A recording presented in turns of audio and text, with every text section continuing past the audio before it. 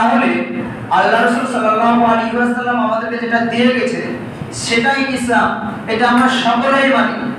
তাহলে আমাদের মূল বাক্য হবে কি, যে ইসলামটা আল্লাহ রাসূলের দিয়ে যাওয়াটা ইসলাম, কোন মৌলভী সাহেবের কথাটা তো ইসলাম না।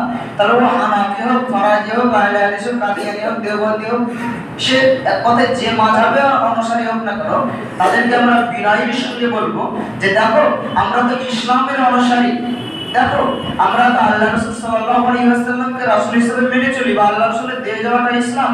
তাহলে তোমার মৌলভী সাহেব কি বললো, আমার মৌলভী সাহেব কি বললো, তার মৌলভী সাহেব কি বললো, ওটা বাদ দিয়ে তুমি দেখো যে তোমার মৌলভী সাহেব যেটা বলেছে সেটা কি হাদিস ও কোরআনে আছে। কারণ আমরা তো হাদিস কোরআনের অনুসারী। وَنُنَزِّلُ مِنَ الْقُرْآنِ مَا هُوَ شِفَاءٌ وَرَحْمَةٌ لِّلْمُؤْمِنِينَ وَلَا يَزِيدُ الظَّالِمِينَ إِلَّا خَسَارًا. نستعينه ونستغفره ونؤمن به ونتوكل عليه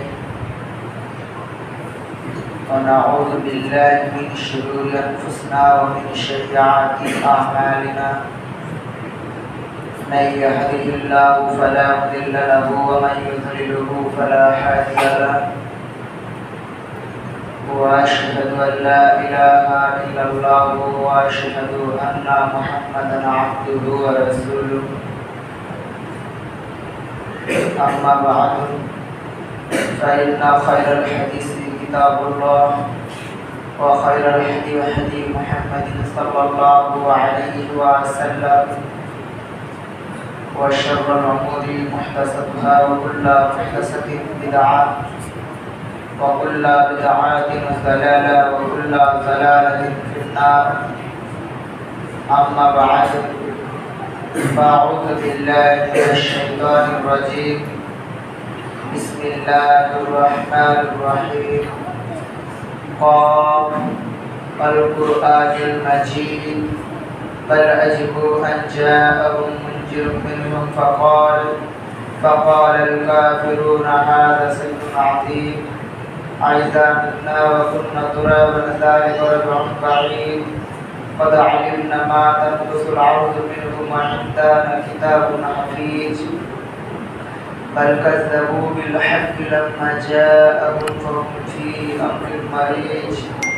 أفلم ينظروا إلى السماء فوقهم كيف بنيناها وزيناها وما لها من فروج. والأرض مددناها وألقينا فيها رواسي وأنبتنا فيها من كل زوج بهيج. تبصرة وذكرى لكل عبد منيب. ونزلنا من السماء ماء مباركا فأنبتنا به جنات وحب الحصيد.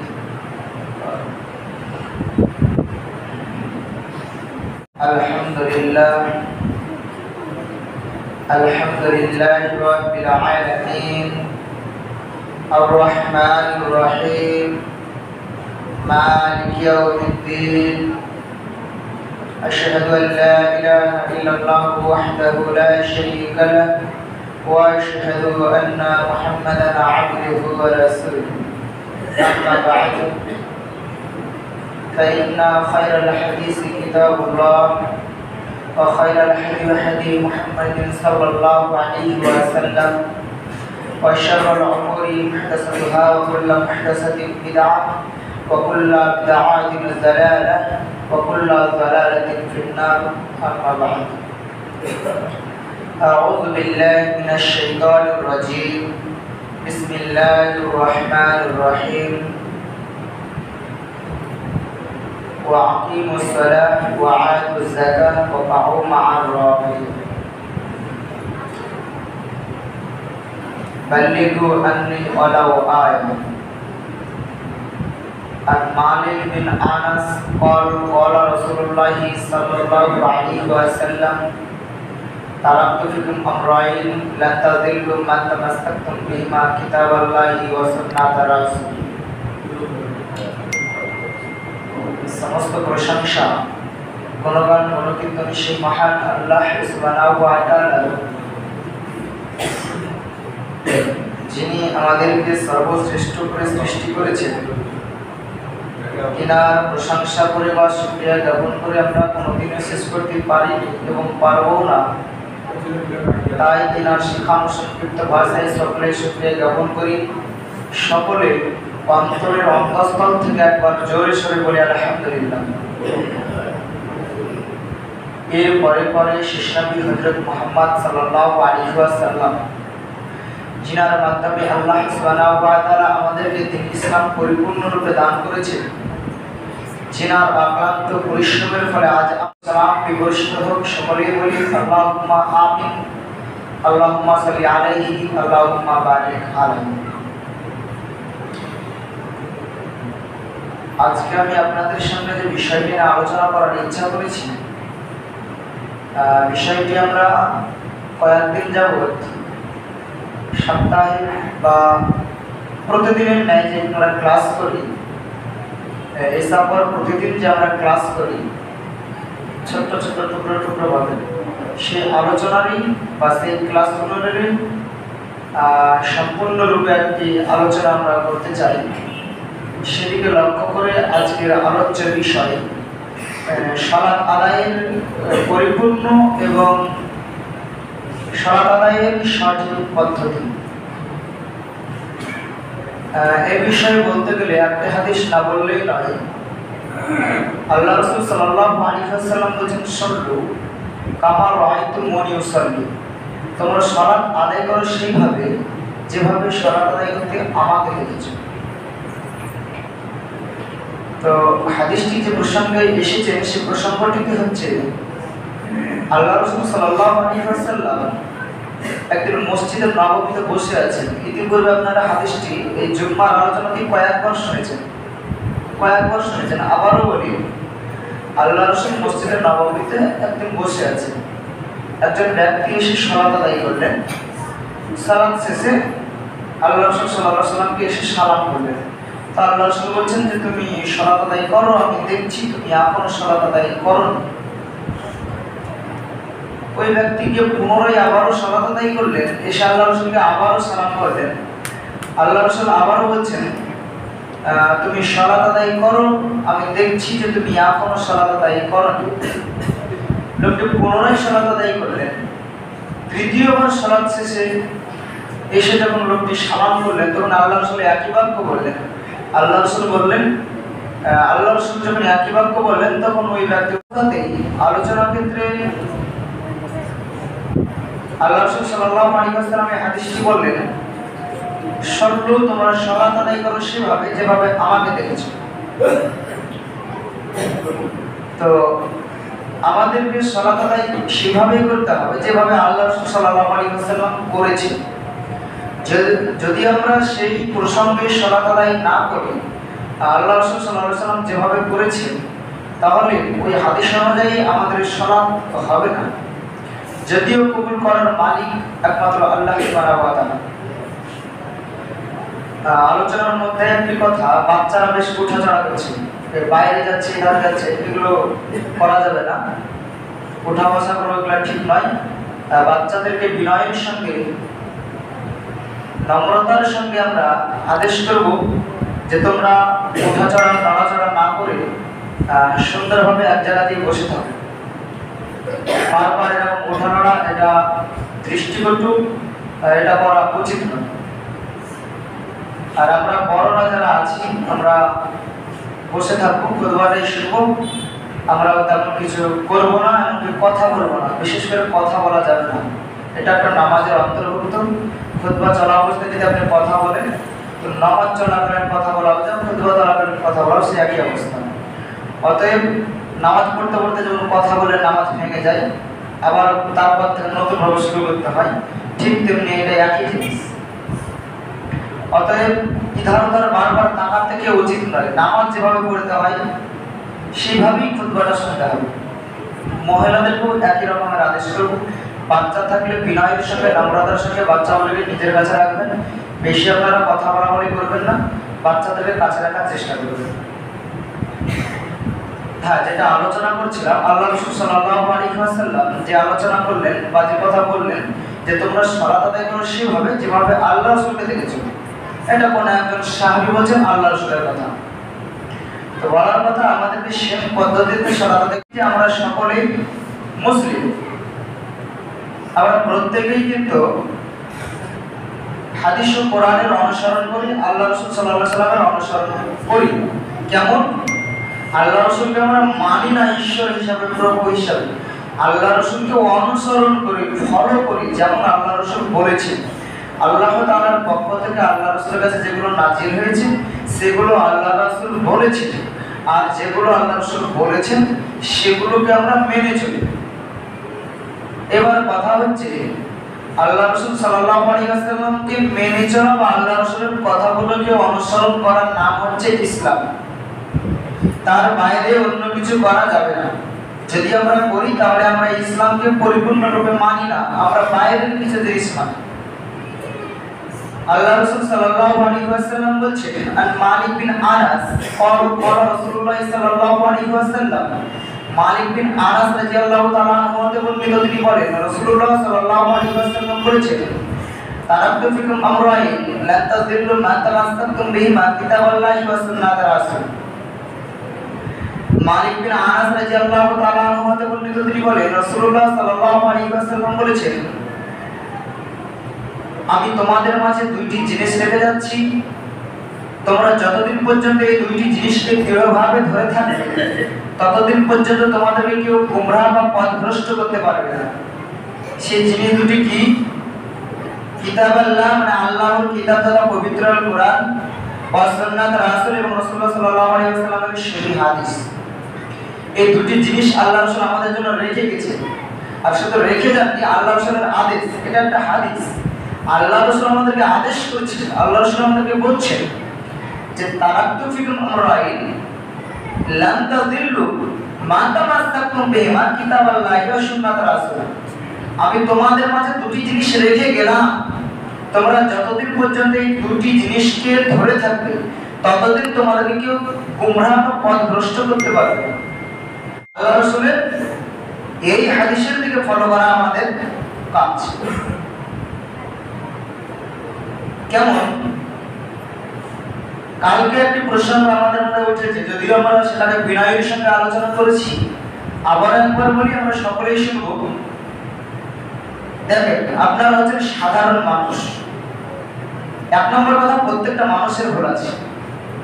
সাহাবাদের যুগে সাহাবাদের ভুল হয়েছে, আল্লাহ রাসূলের ভুল হয়েছে, বড় বড় আলেম ওলামাদের ভুল হয়েছে, আজকের যুগেও আমাদের ভুল হচ্ছে বা হবে। আপনারা সাধারণ মানুষ, আপনাদেরও কিছু ভুল ত্রুটি হবে, এটা স্বাভাবিক। তবে বলার কথা যে আপনারা সাধারণ মানুষ হিসাবে হয়তো আপনারা বেশি কিছু জানেন না। আপনারা একটু আগিয়ে আগিয়ে বসুন তো, জায়গাতে সংকীর্ণ হচ্ছে, সবাই সামনের জায়গাটা যে যতটা পারবেন আগিয়ে দেন। আর বাচ্চারা বারবার উঠাউঠি করবে না, যেটা জিনিস বারবার দৃষ্টিগোচর হচ্ছে, খারাপ দেখাচ্ছে। আর বাইরে জায়গায় সংকট হচ্ছে, আপনারা প্রত্যেকের সামনের জায়গাগুলো কভার করুন, এগিয়ে আসুন। বলছিলাম, আমরা সাধারণ মানুষ হিসাবে আমাদের একটু ভুল বেশি, কারণ আমরা হয়তো জানি না। একটা জিনিস দেখেন, আমাদেরকে সালাত আদায় করতে হবে আল্লাহ রাসূলের পদ্ধতি অনুযায়ী, আল্লাহ রাসূলের বলে যাওয়া অনুযায়ী। কিন্তু যেটা সমস্যা আমাদের মধ্যে বলছি যে আমরা হানাফি, আমরা কি করব? আমরা বলে দেব যে হানাফিদের নামাজ। অনেকেই ভাই বলছে যে ওই হানাফির ঘরের মানুষ যারা, তারা এইভাবে নামাজ পড়ে। তো এই কথাগুলো খুবই খারাপ কথা। এই কথাগুলি আমাদের মধ্যে অনেকেই বলে না, কোটি কয়েক মানুষের তো আছে যারা হয়তো না বোঝার কারণে বলে ফেলি। তাদেরকে আমরা অনুরোধ করব, এভাবে কেউ কাউকে অহিংসামূলক বা হিংসামূলক কথাগুলো বলবেন না। এগুলো হচ্ছে হিংসামূলক কথা, এগুলো না ঘৃণা ছড়ায়, মানুষের মধ্যে মানুষের বিভেদ সৃষ্টি হয়। অতএব আপনি চেষ্টা করবেন এই সমস্ত কথা থেকে এড়িয়ে চলা। আপনি বলবেন কি, যারা হানাফি ঘরের মানুষ আছে ও কি করবে, ও তো একটা সাধারণ মানুষ, সেটা ইসলাম নয়, সেটা ইসলাম নয়। তাহলে আল্লাহ রাসূল সাল্লাল্লাহু আলাইহি ওয়াসাল্লাম আমাদেরকে যেটা দিয়ে গেছে সেটাই ইসলাম, এটা আমরা সকলেই মানি। তাহলে আমাদের মূল বাক্য হবে কি, যে ইসলামটা আল্লাহ রাসূলের দিয়ে যাওয়াটা, ইসলাম। কোন মৌলভী সাহেবের কথাটা তো ইসলাম না। তাহলে ও হানাফি হোক, ফারাজি হোক, আহলে হাদিস হোক, কাদিয়ানী হোক, দেওবন্দি হোক, সে এক কথায় যে মাযহাবে অনুসারী হোক না কেন, তাদেরকে আমরা বিনয়ের সঙ্গে বলবো যে দেখো আমরা তো ইসলামের অনুসারী, দেখো আমরা তো আল্লাহ রাসূল সাল্লাল্লাহু আলাইহি ওয়াসাল্লামকে রাসূল হিসেবে মেনে চলি, বা আল্লাহ রাসূলের দিয়ে যাওয়াটা ইসলাম। তাহলে তোমার মৌলভী সাহেব কি বললো, আমার মৌলভী সাহেব কি বললো, তার মৌলভী সাহেব কি বললো, ওটা বাদ দিয়ে তুমি দেখো যে তোমার মৌলভী সাহেব যেটা বলেছে সেটা কি হাদিস ও কোরআনে আছে? কারণ আমরা তো হাদিস কোরআনের অনুসারী। দেখো আমাদের মৌলভী সাহেব বা আমরা যেটা বলছি এটাকে দেখো দলিল এটা হাদিস কোরআনে এভাবে আছে। আপনি বিনয়ের সঙ্গে তাকে দলিল দেন, তাকে হাদিস দেন, তাকে বই দেন, তাকে পড়তে দেন, তাকে জানতে দেন, সে পড়বে, জানবে, দেখবে, বুঝবে। তারপরে তাকে আপনি বিনয়ের সঙ্গে বলেন যে তোমাদের মৌলভী সাহেব বা তোমাদের সমাজ, তোমাদের পরিবেশ থেকে তুমি যেটা শিখেছো সেটার দলিল কি? তুমি তো সাধারণ নামাজ জানো না, তো তুমি তোমাদের আলেম বা তোমাদের জ্ঞানীগুণী ব্যক্তির কাছ থেকে সেগুলিকে নোট করে নিয়ে আসবে। সে তাদের আলেমকে গিয়ে বলবে বা তাদের যেভাবে পারবে বিনয়ের সঙ্গে গিয়ে বলে তারা সেটা জানার চেষ্টা করবে। দুজনের মধ্যে যখন একটা কথোপকথন হবে, হাদিস করা যখন নিজে পড়বে বা জানবে, তখন সেটা সমাধান হয়ে যাবে। কিন্তু আমরা কোনোদিন এটা বলবো না এটা আহলে হাদিসের সিস্টেম বা এইভাবে ফারাজিরা নামাজ পড়ার এটা হারামের পড়ে, এটা না। হানাফি হোক, ফারাজি হোক, একই নিয়ম। কিন্তু তারা করে কেন? তারা করে তখন তাদেরকে তো হাতে ঠেকানোর ক্ষমতা আল্লাহ আমাকে দেয়নি যে আমি বন্ধ করবো। দ্বিতীয় নম্বর কথা, তারা করছে তো কি করবো? তারা যেটা করছে সেটা আপনি দলিল দেখেন, পড়েন, দেখেন, জানেন। আপনি পড়তে জানেন না, আপনাকে আমরা যে দলিল দিয়েছে কাউকে যে পড়িয়ে নেন না, বাংলার যুগ। আপনি ইবনে মাজাহ করেন, আমি আপনাকে দলিল বলছি। একবারে লম্বা চওড়া বড় একটা অধ্যায় আছে সালাতের, একবারে ওযু থেকে শুরু করে, ওযুর আগে থেকে শুরু করে, ওযুর আগে থেকে শুরু করে, মানে গোড়া থেকে শুরু করে, বিসমিল্লাহ থেকে শুরু করে একবারে নামাজ সালাম ফিরা শেষ করা, রাফুলিয়া দায় করা, মানে দুই হাত উঠানো, রুকু আগে করা না, সিজদা আগে করা, হাত আগে নিয়ে যাওয়া না, আগে হাঁটু নিয়ে যাওয়া, কিভাবে রুকু করতে হবে, কোথায় কোন দোয়াটা পড়তে হবে, রুকু থেকে কোন কোন দোয়া পড়তে হবে, কেরাতে দাঁড়িয়ে কি কি কেরাত করতে হবে, কোন রাকাতে কি কেরাত করতে হবে, তারপরে সুন্নাত নামাজ কি, নফল নামাজ কি, জুম্মার নামাজ কি, আরে নামাজ যত রাজ্যের নামাজ আছে, যত নামাজ এ টু জেড একবারে অধ্যায়ের মধ্যে একবারে ছেদ করে অনুচ্ছেদ করে পরস্পর ওখানে আলোচনা করা আছে। পরে দেখেন, তাহলে আজকের যুগে আপনাকে এতটা খাটনি করা লাগবে না। আপনি মোবাইলে গিয়ে এখানে সার্চ করেন আল হাদিস অ্যাপ, গুগলে গিয়ে সার্চ করেন, পেয়ে যাবেন। আপনি গিয়ে প্লে স্টোরে গিয়ে সার্চ করেন আল হাদিস বা বাংলা হাদিস, প্রত্যেকটা এই অ্যাপগুলোর সিস্টেম আলাদা আছে, একটু এসে জেনে নেবেন। তারপরে আল হাদিস অ্যাপে এসে আপনি চলে আসেন সুনানে ইবনে মাজাহ, হাদিস নাম্বার 803 থেকে শুরু হবে, যেটা একটা অধ্যায় আছে নামাজ সম্পর্কে, মানে 3 থেকে 4 নম্বর অধ্যায় হবে সম্ভবত। সেখানে আপনি শুরু করার পরে আপনি পড়তে শুরু করেন। দেখেন 803 নম্বর অধ্যায় থেকে পরস্পর নিজে পড়েন, নিজে পড়ে জানেন না কাউকে পড়িয়ে নেন, যারা বাংলা পড়া জানেন নিয়ে গিয়ে দিতে পারেন, এটা একটু পড়ে দাও তো, সে পড়বে, আপনি শুনেন। কিন্তু কোনোভাবেই আমরা এটা বলবো না যে এটা ফারাজিদের নিয়ম আর এটা হানাফিদের নিয়ম, কারণ এটা একটা হিংসামূলক কথা, যেটা নিজেদের মধ্যে বিবাদ সৃষ্টি হয়। দ্বিতীয় কথা বলছিলাম, নামাজের সিস্টেম একই সিস্টেম, হানাফি হোক, ফারাজি হোক, যাই হোক একই সিস্টেম, ছেলে হোক মেয়ে হোক একই সিস্টেম। মেয়েদের এমনি কিছু সিস্টেম আলাদা আছে, তাদের পোশাক আশাক সম্পর্কে বা কয়েকটা সিস্টেম আলাদা আছে যেগুলো তাদের পার্সোনাল বিষয়, সেগুলো ছাড়া এমনি সালাত আদায়ের যেটা পদ্ধতি, ছেলে এবং মেয়ে একই। মেয়েদের জন্য আলাদা কোনো জায়গাতে কোনো আপনাদের মানুষের কাছে যান, দেখেন, বলেন, বা আমরা যেটা দিচ্ছি সেটা পড়েন, আপনারা পেয়ে নেবেন।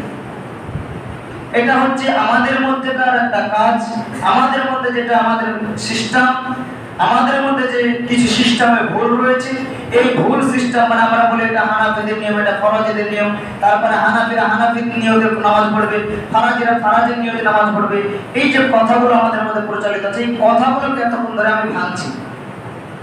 এই যে আরেকটা প্রশ্ন বারবার আসছে যে ওই নামাজে দাঁড়ানোর আগে নিয়ত কথা, নামাজে দাঁড়ানোর আগে মুখে নিয়ত উচ্চারণ করা বা যেটা পড়ে ওই নিয়ত পড়া হাদিস কোরআন দ্বারা আমরা পাই না।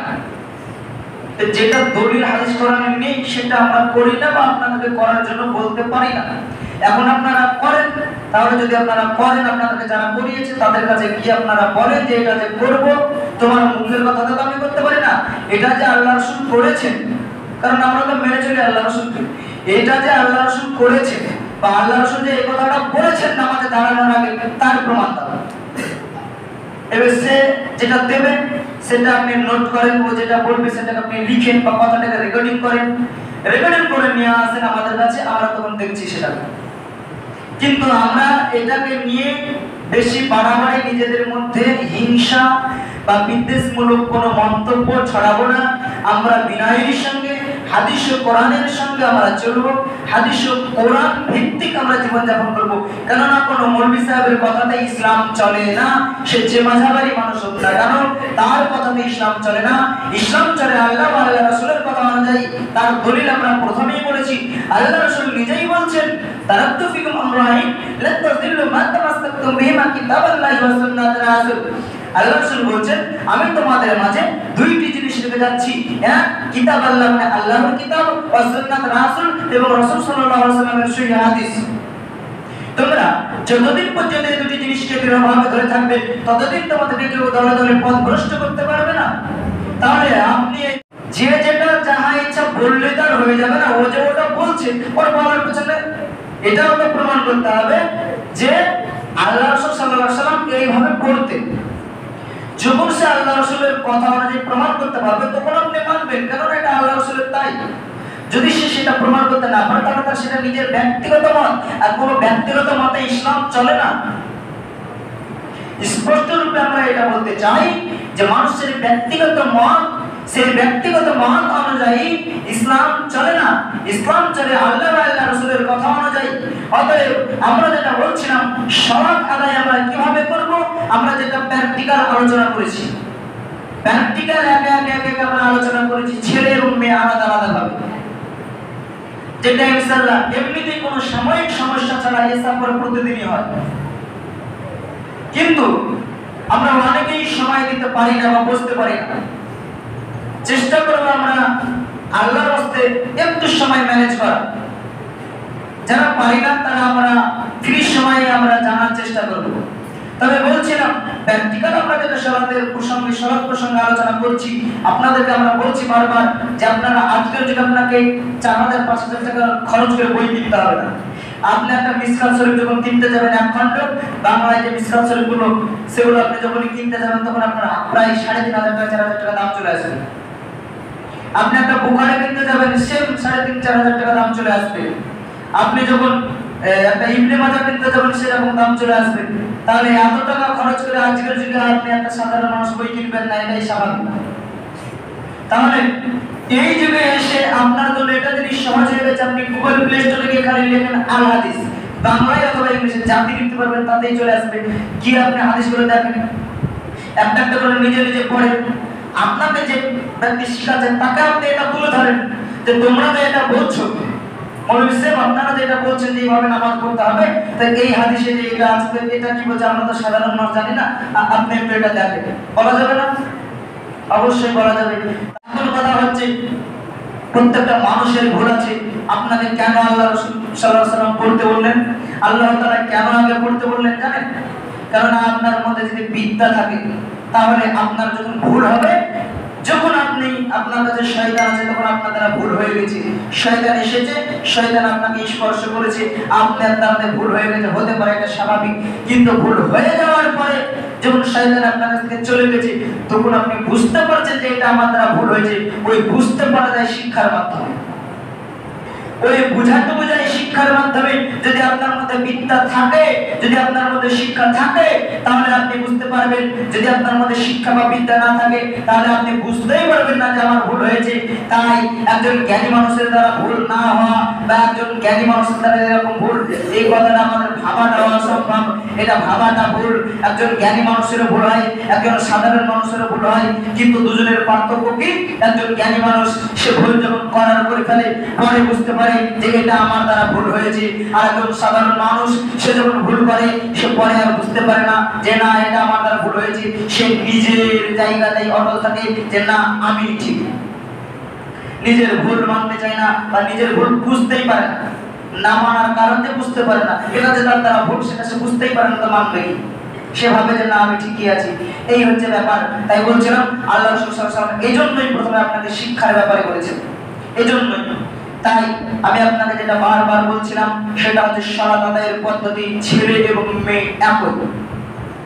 একটা জিনিস দেখুন, মেয়েদের মধ্যে এটা বলা হয়নি, জানি না আপনারা জানেন কিনা, মেয়েদের মুখ ঢেকে বা মুখ বেঁধে নামাজ হবে না। ইসলামের যে মৌলিক বিধান, যেমন হজ, উমরা বা সালাত, এই রকম ইবাদত গুলো মুখ ঢেকে করা যাবে না।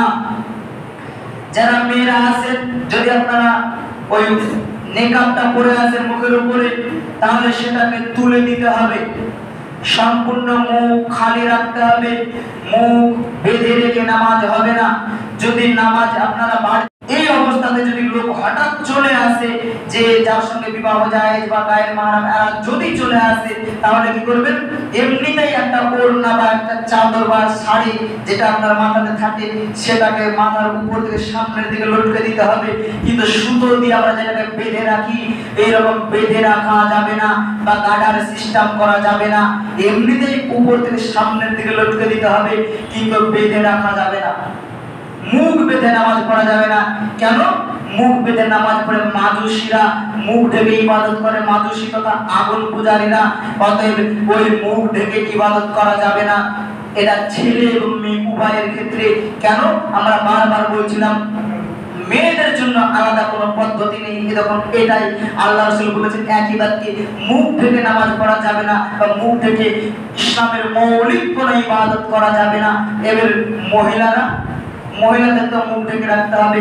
ওই জায়গাতে এসে এই আমাদের এই কথা, এই প্রসঙ্গ উঠে আসে, যেহেতু আল্লাহ রাসূল মহিলাদের কথা আলাদাভাবে উল্লেখ করেনি, যেহেতু আল্লাহ রাসূল বলেনি মহিলাদের ব্যাপার আলাদা, তার মানে ছেলে এবং মেয়ে নামাজ একই সিস্টেম।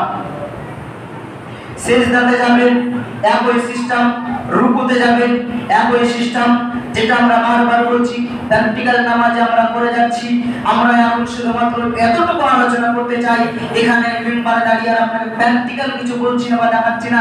তবে একটা জিনিস বারবার বলতে চাই, নাম্বার 1, সময় প্রায় শেষের দিকে, আলোচনা এদিক থেকে শেষ করব। নাম্বার 1, আপনি যে মাযহাবের অনুসারী হন না কেন, কেউ কাউকে হিংসামূলক মন্তব্য করবেন না। নাম্বার 2, তাকে বিনয়ের সঙ্গে নম্রতার সঙ্গে বলবেন যে ইসলাম একটাই, আল্লাহ রাসূলকে তোমরা মানো না, সে এক বাক্যে বলবে হ্যাঁ মানি। তোমরা সাহাবাদেরকে মানো না, সে এক বাক্যে বলবে মানি। আপনি যখন তাদেরকে বলবেন যে তোমরা ইসলামকে মানো, হাদিস কোরআনকে মানো না, মৌলবী সাহেবকে মানো, তখন সে বলবে হ্যাঁ ইসলামকে এবং হাদিস কোরআনকে মানি। তখন তাকে আপনি বলেন যে তোমরা যেটা করছো এটা কি হাদিস কোরআনে আছে? যদি থাকে দেখাও, আমরাও করব। তাদের কাছে যদি থাকে পড়তে শুরু করেন, পুরো অধ্যায়টা পড়েন, জোরে আমিন বলা থেকে শুরু করে, বুকের উপরে হাত বাঁধা থেকে শুরু করে, রুকু করা থেকে শুরু করে, সিজদায় যাওয়ার সময় আগে হাত নিয়ে যাওয়া থেকে শুরু করে, সালাতে কিরাত পড়া থেকে শুরু করে, প্রত্যেকটা অধ্যায় একটার পর একটা আপনি চ্যাপ্টার অনুযায়ী পেয়ে নেবেন, নিজে পড়েন, প্রত্যেকটা পেয়ে নেবেন। তাহলে বিনয়ের সঙ্গে আমি আপনাকে এটাই অনুরোধ করব, করতে হবে, জানতে হবে, শিখতে হবে, আর মানুষের সঙ্গে বিনয়ের সঙ্গে কথা বলতে হবে। যদি আমরা বলি ওটা হানাফিদের নিয়ম, তার মানে মানুষ ভাবে যে ইসলাম দুইটি, হানাফিদের একটা নিয়ম, ফারাজিদের নিয়ম একটা। এটাও করা যায়, ওটাও করা যায়, এটা হানাফিদের নিয়তে করা যায়, এটা ফারাজিদের নিয়তে করা যায়, এইরকম মনে হয়। কিন্তু আসলে এইরকম না, আসলে ইসলাম একটাই। তাহলে ভাগ হলো কেন? ওই মানুষরা করে ফেলেছে, যুগে যুগে যুগে যুগে বিভিন্ন রকম ভাবে ফিতনা সৃষ্টি হয়েছে, করে ফেলেছে। এই হচ্ছে সিস্টেম। তবে বারবার একটাই কথা, বিনয়ের সঙ্গে মানুষের সঙ্গে কথা বলেন, খোঁচা মেরে কথা বলবেন না। একটাই কথা বলেন, আল্লাহ রাসূল সাহাবী হাদিস করান, আল্লাহ রাসূল সাহাবী হাদিস করান। যে কোনো কাজ তারা যেটা করে আপনি বলেন এটা কি সাহাবারা করেছে, এটা কি আল্লাহ রাসূল করেছে। যেমন একটা পীর প্রথা আছে, তো আপনি বলেন যে আচ্ছা আমরা পীর মেনে নেব, ভালো কথা। তো সাহাবারা কোন পীর ধরেছে? সাহাবারা কোন পীর ধরেছে? তোমার যেমন একটা পীর আছে, তো সাহাবারা কোন পীর ধরেছিল? সাহাবারা ডাইরেক্ট আল্লাহ রাসূলকে মানলো বা সাহাবারা ডাইরেক্টলি আল্লাহ রাসূলকে অনুসরণ করলো? সাহাবারা বিনা পীরে যদি জান্নাত যেতে পারে, পৃথিবীতে বেঁচে থাকতে যদি কমপক্ষে 10 জন সাহাবা জান্নাতের সার্টিফিকেট পায় বিনা পীরে, তাহলে যেই কাজ করে সাহাবারা জান্নাত পাচ্ছে ওই কাজ করে আমরা পাবো না? তার মানে আমরা কি সাহাবাদের চাইতেও বেশি? তার মানে আমরা কি আল্লাহ রাসূলের চাইতেও বেশি আমরা বেশি বুঝি? তার মানে আল্লাহ রাসূল কি ইসলামকে পরিপূর্ণ করে রেখে যাননি? মানে সাহাবার পীর না ধরে জান্নাত পাচ্ছে, সাহাবার এই কাজটা না করে জান্নাত পাচ্ছে, এমনকি পৃথিবীতে বেঁচে থাকতেই জান্নাতের সার্টিফিকেট পাচ্ছে, আর ওই কাজ করে আমরা জান্নাতে যাব না? ওই কাজ আমরা করলে নাকি আমরা নাকি আল্লাহর কাছে সরাসরি যেতে পাবো না? সে প্রশ্ন করেন, যুক্তিতে কথা বলেন, হাদিস কোরআনের কথা বলেন, দেখেন সব পেয়ে যাবেন ইসলামের কাছে, হাদিস কোরআনের কাছে কোনো যুক্তি চলবে না। আজকের যুগের মতো এত তো আধুনিক টেকনোলজি বা প্রযুক্তি ছিল না। সাহাবাদের কথায় বিনয়ের সঙ্গে, সাহাবাদের কাজের প্রসেসে, আল্লাহ রাসূলের কাজের প্রসেসে সারা বিশ্বব্যাপী ইসলাম প্রচার হয়েছে, ইসলাম বিস্তার লাভ করেছে। কিন্তু আজকের যুগে এত টেকনোলজি থাকার পরেও গোটা পৃথিবীতে দূরে থাকে একটা গ্রামকে আমরা শুধরাতে পারি না, কেননা আমরা বিনয় ও নম্রতার সঙ্গে কথা বলতে পারি না। আমরা হাদিস ও কোরআনকে উত্তম ভাবে বলতে জানি না, হাদিস কোরআন যেভাবে বলা দরকার সেইভাবে বলতে জানি না। এটা আল্লাহর পক্ষ থেকে নির্দেশ যে আল্লাহ রাসূল বলছেন, আল্লাহ রাসূলকে বলছেন, হে মুহাম্মদ, তুমি যখন মানুষের কাছে দ্বীনের কথা বলবে, যখন তুমি প্রচার করবে, তখন তুমি হিকমতের সঙ্গে বলবে। হিকমত শব্দটার অর্থ হচ্ছে নম্র, ভদ্র, বিনয়। যাই হোক, সময় প্রায় শেষের দিকে, আমি আর আলোচনা না বাড়িয়ে আজকের আলোচনা প্রসঙ্গে এতটুকুই আমি উপসংহার হিসাবে টানতে চাই যে দেখুন, ইসলাম একটাই, সালাত বলে নয়, সালাত, তারাবি, তাহাজ্জুদ, তারপর যত ইবাদত আছে, নফল সালাত আছে, রোজা আছে, হজ আছে, সিয়াম আছে, ইসলামের যত বিধান আছে সর্বদাই একটাই, আল্লাহ রাসূলের বলে যাওয়া কথা অনুযায়ী হবে। সে যে মাযহাবেরই হোক না কেন, ওই মাযহাবের হয়তো জানা বোঝার ভুল থাকতে পারে, আমাদের হয়তো জানা বোঝার ভুল থাকতে পারে, সেটা আমরা সমাধান করব হাদিস ও কোরআন দিয়ে। হাদিস ও কোরআন ছাড়া কোন মানুষের মত দিয়ে আমরা সমাধান করার চেষ্টা করব না। আমরা এটা বলবো না যে ও যে করছে, ও যে মৌলভী সাহেব, তো ও করছে, ওর দলিল আছে কিনা আপনি দেখেন, আপনি প্রত্যেকটা দলিল অনুযায়ী দেখেন, যারটা দলিল পাবেন, যারটাকে আপনাকে ভালো মনে হবে তারটা আপনি শুনবেন।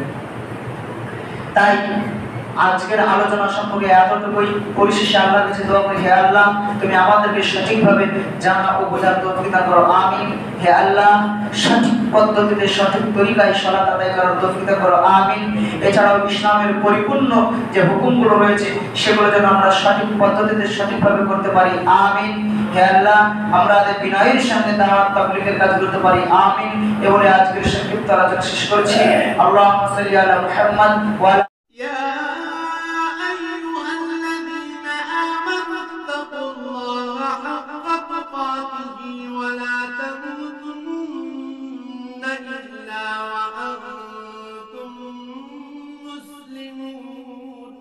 হে মানুষ, তোমরা যারা ঈমান এনেছ, আল্লাহকে ভয় করো, ঠিক যতটুকু ভয় তাকে করা উচিত।